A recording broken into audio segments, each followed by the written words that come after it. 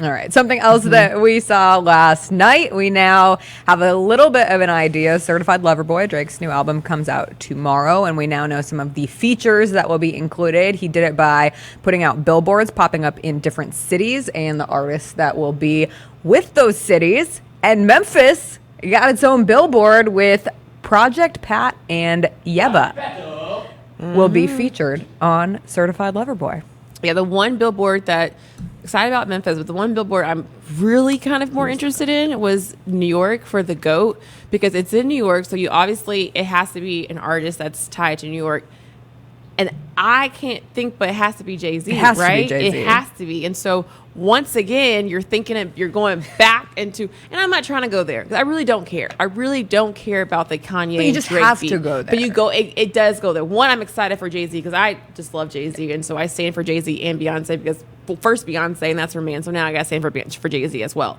So I stand for Jay-Z. So now you go back and think to myself, Jay-Z, he did keep him on this jail. He did put him back on the album. Now Jay-Z's going to do this songs with Drake. Oh, here we go. Let me just sit back. And once again, we only have 24 hours. Literally less than that. Tomorrow is the day. It is coming. Y'all, sit back and enjoy. When we sit here tomorrow morning, Y'all you'll know. Y'all know I stand for Drake. So just so I y'all know, know, I know.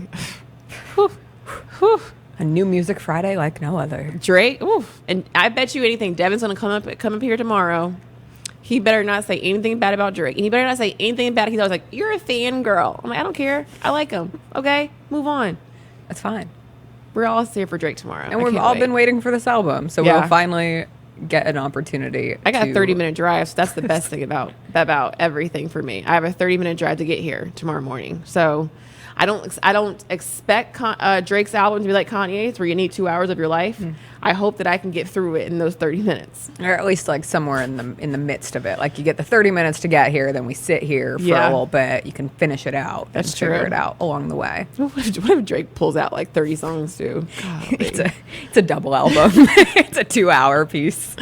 Hopefully that would not be the case. We found out other new music that's coming out that I'm actually really psyched about. Elton John is releasing a new album.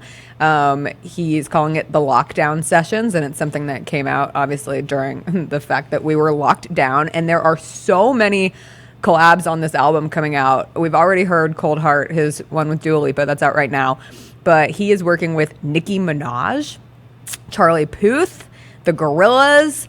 You have Miley Cyrus and Yo-Yo Ma on one of the tracks. You have Brandy Carlisle, which I'm super excited. Lil Nas X, Eddie Vedder, Stevie Wonder, Stevie Nicks.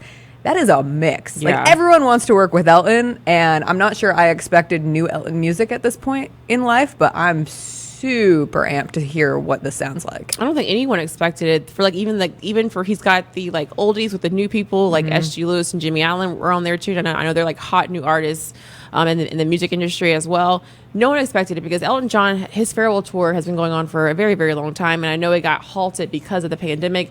And he did add on new stadiums for the farewell tour. So when he brings it back, the fact that like for those who are saying, okay, I've already seen the farewell tour. I saw the farewell tour when it came here in Memphis. It was a huge deal. But now you have a whole new album with 10 new songs that you're going to sit there and think, well, how can I get to another one? If it's not coming to my city, I think for Elton John, I think this is an amazing addition. And then he's still got a whole bunch of more tour cities that he still has left. Elton John fans come out and they show out. I was here in Memphis. People traveled near and far for the Elton John concert here in Memphis. It was several people. You had Elvis fans because they thought, oh, well, I figured I can go to Graceland and do Elton John. You had people from Arkansas, Mississippi, so many places that came out to FedEx Forum. So now you're thinking, I got to go back and see him again. Because one, if you go on tour, you don't know who he's going to bring out. And that lineup of artists right there is tremendous. And he even said he didn't know he was going to bring anything out. You're in lockdown. You're doing things off Zoom. He said he did this off Zoom, a lot of these sessions, and it came full circle because he did music studio sessions back in the 60s, and it was actually very fun for him to be creative. And so the pandemic, even Elton John was being creative. We were making TikToks. He was making a whole album. Let Elton John headline Coachella and then see who shows up. It'd be remarkable. I think it would be an amazing festival experience. You could do a Coachella with all of those features and then see who shows up. Be like, yo, when you get done on your stage, come to my stage and do this. Dope. Right? I would buy my ticket tomorrow. Seriously, that would be incredible. And then you're adding two like generations together. I think for Coachella, you got to think about, you know, how do we bring this all together and make more money? I don't know if you're going to see a lot of older people out there in the desert. Like, I ain't camping out. It's so hot. You know, but that could be something, because we know Palm Springs, and we know that would be amazing for people who live in Palm Springs. And Palm Springs is a very, you know, that is a lot of his fan base that live there. And then you have so many rich people too who are like, oh, you know, usually they rent out their mansions for Coachella. Now they're actually, no, Kris Jenner, we're coming. Kyle Richards, we're coming. That would create such a problem, would though. Be a hot spot. It would be. Where would people stay if the rich people didn't rent out their mansions? They're going now. They're like, we have tickets. Excuse me. That's so true. We have things to do. Anyway, I'm excited to see it. Comes out October 22nd. Perhaps Elton John could headline Bonnaroo down the line, because Bonnaroo is not happening this weekend. It was big news with the music festival outside in Tennessee.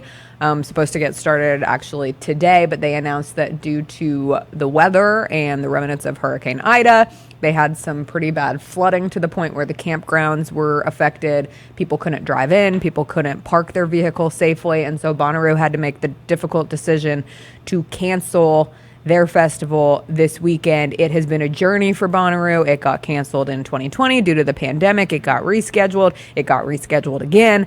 And now it is not happening. And I know there are a lot of very sad Bonnaroo fans out there, but ultimately safety first. And you have to think about how this hurricane has affected everyone. And ultimately a music festival loses its chance to get to exist this weekend. Yeah. I hate that, because I know a lot of people spent a lot of money, and people traveled near and far for it and had already gotten there since the news came out kind of late. But the weather has been something that's been affected for a lot of communities, a lot of states right now. I would imagine that with the weather and the pandemic in general, in a sense for me personally, because I just think that we're not there yet. We're not ready for something of that type of status of an event like that nature for right now. I just hope I know fans are really upset, and I hope everyone gets their full refund and it comes swiftly, and you know, you get it. Because I know a lot of times things come very, very slow in this process, but we all think back and say, okay, this is for the greater good. Is a bigger picture behind it, a bigger meaning. It's not just about, you know, enjoying it. But I do know that for a lot of fans, it did, you know, halt their life a little bit and put people in like really, really bad situations and circumstances. Yeah, I was telling you, a friend of mine was supposed to go, and the friends that she was going with got there earlier and got there the afternoon that it ultimately ended up being canceled. And the mad dash for rental cars was insane. And they ended up having to drive a U-Haul because it was the only vehicle that they were able to rent at that time. So hopefully everyone got out of there safely. It stinks. The lineup was incredible. Lizzo was going to be the first female headliner that the festival's ever had. Meg Thee Stallion was there, Foo Fighters, Tyler the Creator, Lana Del Rey. It was a good mix. So maybe next year, maybe we could go.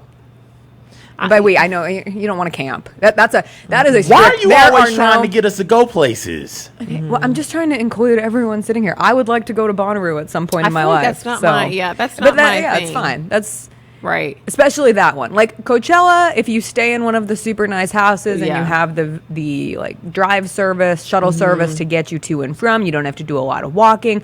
You can exist in a space where like you only go and tap into the artists that you're interested in. That is what I want. That works. Bonnaroo is like straight camp. It is. It is not. It's the for woods. me. It is not for me. And I do, you know, maybe the pandemic has to go for me to even like daydream about like, oh yeah, that'd be fun. It's like, whew, yeah, that would be fun. Yeah, you know, maybe you might when the pandemic's over, you might catch me on a good day and might invite me like, you know what, life is short, let's do it. And then I'll get there and I complain the whole entire time. I'm like, girl, it's hot.